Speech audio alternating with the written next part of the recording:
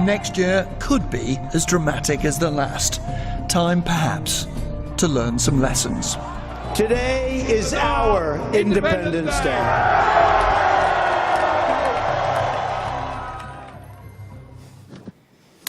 Plenty of food for thought. I was there that night when Britain voted for Brexit in Sunderland, and we'll never forget meeting people, talking to people who were saying things that we had not properly covered, even at the BBC, with all the effort we had made, and that they were sending a signal, not just to politicians and the political class, but to a certain extent to broadcasters too.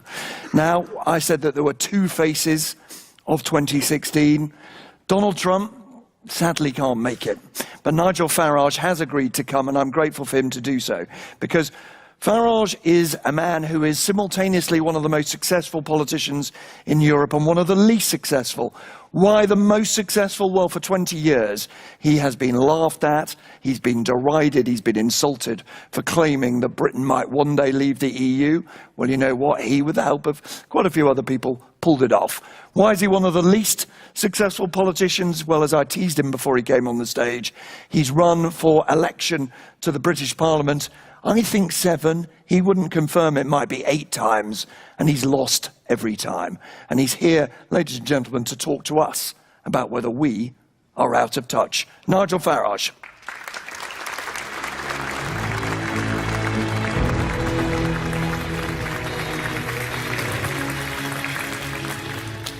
Well, good morning, everybody.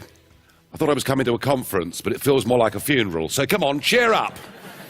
You can shout at me, you can get upset, but cheer up, everybody. It's been the most fantastic, uplifting, amazing year. There has been the outbreak of nation-state democracy. It's a virulent disease, and it's going to sweep the entire Western world, in my opinion.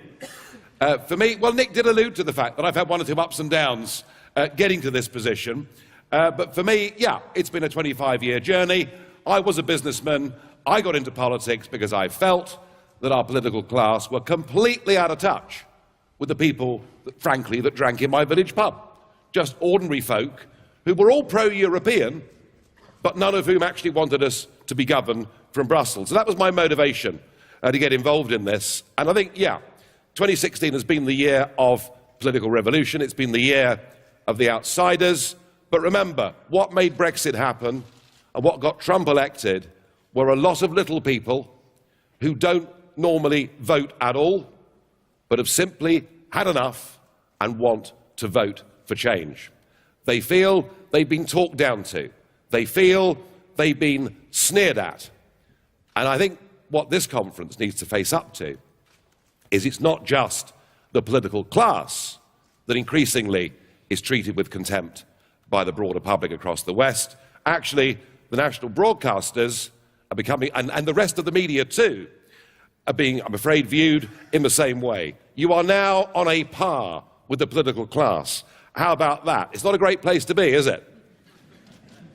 And the internet poses you a real challenge. Now, let me be clear. The internet, from my perspective, we would never, ever have got UKIP off the ground. We would never have been any more than a little fringe party had it not been for YouTube taking off in 2007 and 2008. At a time when whatever I did in the European Parliament in Brussels or Strasbourg, and those that have seen what I do there, I make very helpful, positive interjections and contributions. But the chances of me getting covered by a national broadcaster, by a national newspaper in 2008 were just about zero. Despite the fact I led UKIP into coming second across the entire United Kingdom in 2009, I simply couldn't get any coverage. There wasn't a story. People thought what happened in Brussels was boring and didn't really connect with ordinary people's lives. So nobody has made better use of social media and the internet than me. And of course, Trump has done exactly the same thing. So I think the internet can be very liberating. I think the internet means that governments simply can't lie to us anymore in the way that they used to. But the internet equally can be a very bad thing and a very dangerous thing. And through the internet alone, if people's trust goes away from you guys and goes completely to the internet, there is a genuine and real danger that perhaps very dangerous or bad ideas will take hold. So I think that the broadcasters and the media, in the wake of 2016, need to press the reset button. I never thought I'd say this, but I think you have got to be more responsible, and you have got to be more representative.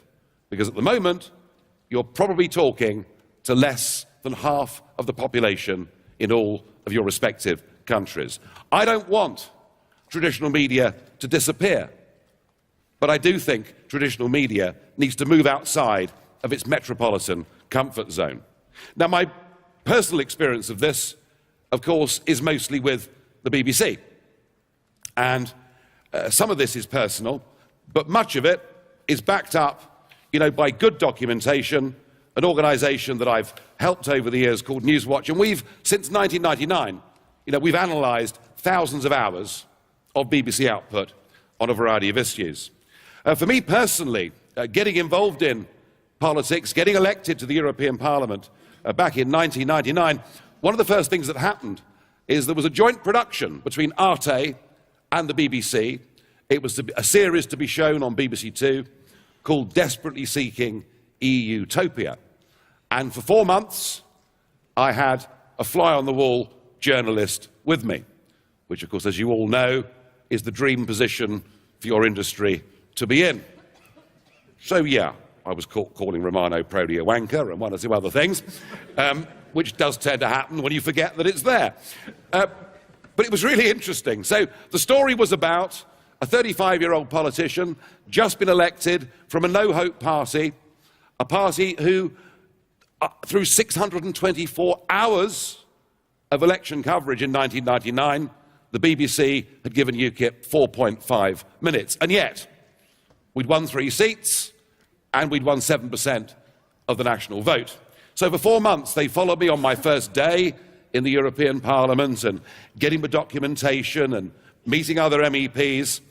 Anyway, the BBC's contribution to this was about £70,000. But it was decided that the BBC would not show the programme. And there were questions asked in the House of Lords and elsewhere. And no, the BBC said that the content would be too damaging. So in the end, they relented. And they showed the programme at 10 o'clock in the morning on a channel called BBC Knowledge. I think it's now disappeared, that channel. And I think the viewership were 3 old ladies and 6 cats. But I did tune in to watch it. And I kid you not, before the transmission it said, viewers must be warned that during the course of the next hour, Mr. Farage expresses some very extreme opinions. I mean, God help us. All I was saying is we should govern our own country. We should be a democracy. We should control our borders and maybe think about linking out with a bigger, wider world. So I found from the start that it was very, very difficult. And to be honest, when it came to coverage of the European issue, from 1999 until 2012-13, the BBC's bias on this issue wasn't so much deliberate, it was actually biased by omission. They didn't think that issues like open-door immigration, as a result of EU membership and former communist countries joining, they just didn't think that that was a particularly relevant issue to talk about. Now, I want to be fair to the BBC and to the other UK broadcasters, and I will say this, that throughout the referendum campaign itself this year, the BBC did everything it possibly could to make sure there was fair and balanced coverage. And you won't hear a single complaint from any of us on the Leave side about how that was conducted. The trouble is, folks, it's all reverted to type. Since June the 23rd, there have been a whole mass of programmes about Brexit. And I'm not even just talking about the Today programme or the 10 o'clock news. I'm talking about Farming Today. I'm even talking about the food programme, in which there was a long Brexit special telling us the disastrous things that could happen to food prices as a result of voting Brexit. There has, and I've got a series of letters here with Tony Hall, the DG Director General, in which he's been challenged by Lord Pearson of Rannoch to name a single programme that has been on BBC radio or television since June the 23rd that has discussed the exciting new possibilities of being a free country that can make its own decisions. So I've looked at this and thought about this, and particularly what's happened since June the 23rd. Really the question is not, is the BBC biased? Is not, are all of you biased? No, the question is, do you think you're biased? And I don't think you do. Because when I meet people in the media, they assume that actually they're representing a proper, reasonable, balanced view. And a point was made earlier about a chap with tattoos who'd been in the Royal Navy. When I go into New Broadcasting House and I look at the people that are working there, the vast majority come from at least middle-class wealth, in many cases more than that. I bet there's not a single person on the news or research side that hasn't been to a good university.